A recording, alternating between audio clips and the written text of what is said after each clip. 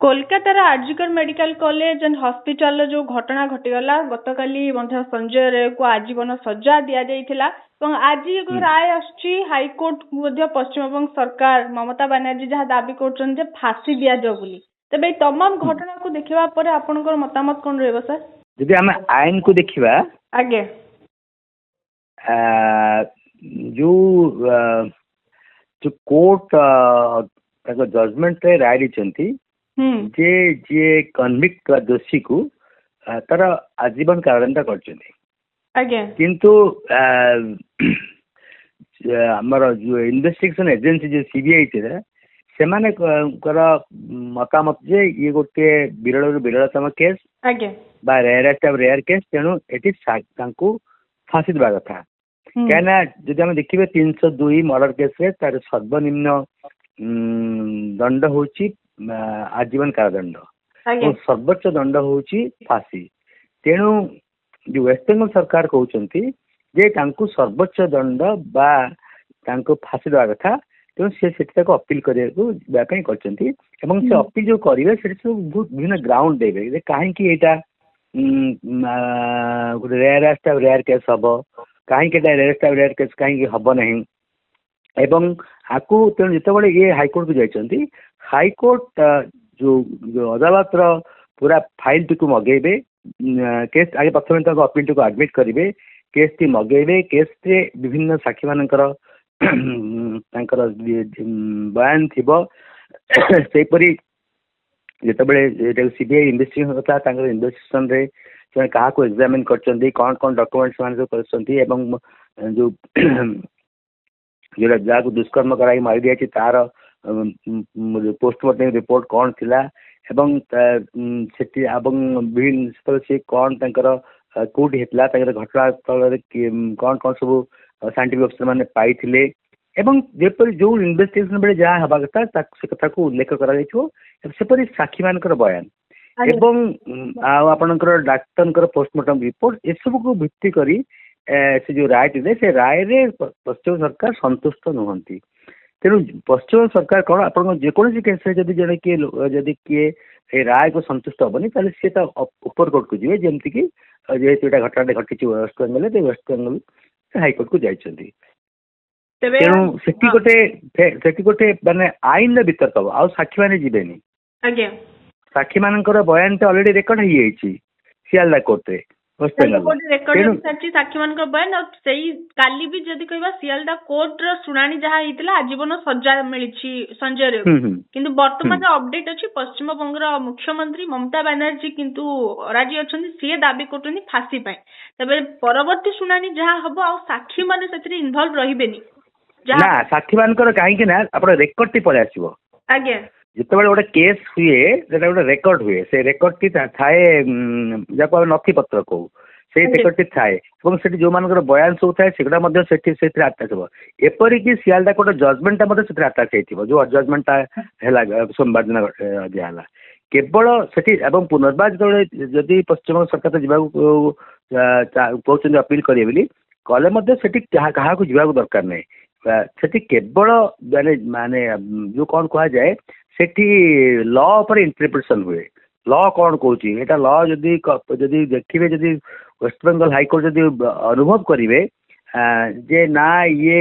जो रेकर्ड रू जहाँ सब जड़ा पड़ी जो तार जो क्रूरता को कहवा जो माने जी जो या दंडित है तार क्रूरता तार निष्ठुरता ये सब को देखा पड़े से किपर भाव में गोटे रात दुष्कर्म कले ये सब घटना को जदि वेस्ट बेंगल सरकार को सरकार जो वेस्ट बेंगल हाईकोर्ट देवे जदि से ये अनुभव करेंगे साटिस्फाई हेबे जा ना ये गोटे अति विरल विरलतम केस तेणु ये से फांसी दंड को एनहांस करदे बढ़े पारे जो अच्छी आजीवन कारादंड को से एनहांस करदे बढ़े देकी फांसी दंड करेंगे किंतु ता पूर्व माने कोर्ट साटिस्फाई हवा दरकार एवं सरकार जो वकिल थी सी विभिन्न कोर्ट राज्य देखेबे सेपरी प्रतिपक्ष मत देखेबे यहीपरि गोटे तर्जमा चलो केवल से ट्रायल कि हियरिंग हेनी केवल आर्गुमेंट ही हम से आर्गुमेंट को बेस करी जदि से उभय पक्ष विशेषकर जो इन्वेस्टिगेशन एजेंसी जो थिले हमर सीबीआई से तथ्य रखिए जे एथिरे जदि एवं विभिन्न सुप्रीम कोर्ट जो डिसीजन गुड़ा देखुए डिसीजन कहे देखो यहाँ से केस कही पार से केस जो जो फांसी था सेठी जो प्रकार जघन्यता होता है एटी गोटे सेपरी जघन्यता अच्छी जोटा कहुए जे जोटा जो जो सिचुएसन सर्कमस्टांस सामान थिला जो थे फांसी मिलता सेपरी ये बोधे सी अच्छी तेणु ये कहीं फांसी दिगला ये कहीं आजीवन कारादंड दिगला एपरी केवल जुक्ति तर्क आर्गुमेंट एवं उभय पक्ष विभिन्न हाईकोर्ट सुप्रीम कोर्ट सब डिसीजन देखेबे तापर जदि जदि हाईकोर्ट साटिस्फाई हम नथिपत्र देखला विचार कला उभय पक्ष आर्गुमेंट शुणला जदि वेस्ट बेंगल हाईकोर्ट कन्विन्स हेबे ताले तांकर क्षमता अच्छी से जो लाइफ इम्प्रिजनमेंट को एनहांस करदेवे प्रथम आज्ञा आज्ञा कहतु सेपरी भाव देखिए जे ये जहाँ को दंड है सी हाईकोर्ट को जीव कहीं सी कह निर्दोष अभियुक्त संजय सी भी हाईकोर्ट को जीव तेणु आईन टी आम व्यवस्था अच्छी आईन रे समस्त सामान बिल देखा जड़े कन्विक्शन होगला बोली तार सी तार राइट अच्छी अधिकार अच्छी सी जापर जे ना आज्ञा मो निर्दोषी किंतु मत आज्ञा वकिल जरिए बयान रखिपारे घटनाटी विरल विरलतम घटना प्रथमतः द्वितीयतः जदि विरलतम घटना एवं एकू जेतेबेले निया जाउची वर्तमान समय निष्पत्ति निया जिबे आपन को लागुची ए आजीवन सजारू कन्वर्ट हबो फांसी को देखंतु जदि जो कथाटा आप कहते विरल विरलतम केस जो सुप्रीम कोर्ट जो डिसीजन गोटा देती जेहेतु जदि विरल विरलतम केस हो फांसी दब जदि से सुप्रीम कोर्ट किसी जो जजमेंट को जो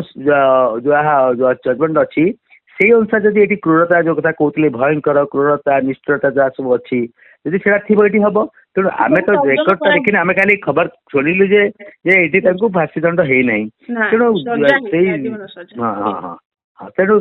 आजीवन कारादंड है फांसी है तेणु जो जहाँ सुप्रीम कोर्ट गाइडलाइन को जब फुलफिल ताहले हाईकोर्ट जोटा को से कोर्ट कर नाई ये फांसी पाइबा कौन प्रकार से ना केवल